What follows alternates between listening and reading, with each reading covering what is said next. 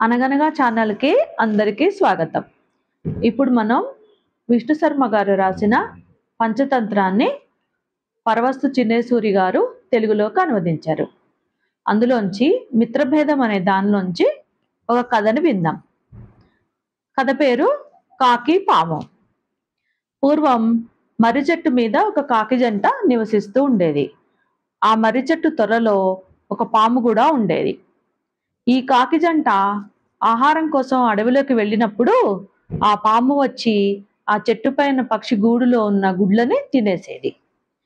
చెట్టు దగ్గరికి తిరిగి వచ్చిన కాకి జంట మాయమైన తన గుడ్లను తలుచుకొని చాలా బాధపడతాయి. ఇది ఖచ్చితంగా ఆ త్వరలోని తాచుపాము పనేనని గ్రహిస్తాయి.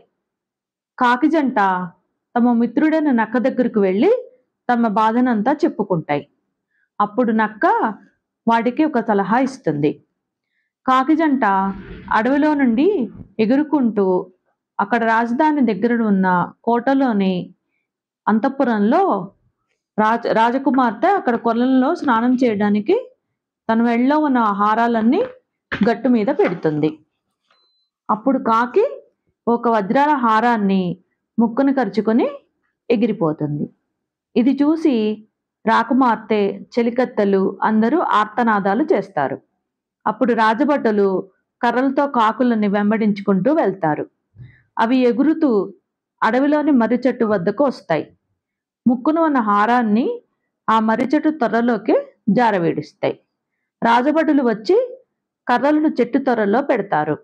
అప్పుడు పాము బయటకు వస్తుంది. దానిని కర్రలతో చితకబాది చంపేస్తారు. హారాన్ని తీసుకుని వెళ్ళిపోతారు రాజభటులు. కాకి జంటకు తాచుపాము పీడ విరగడవుతుంది.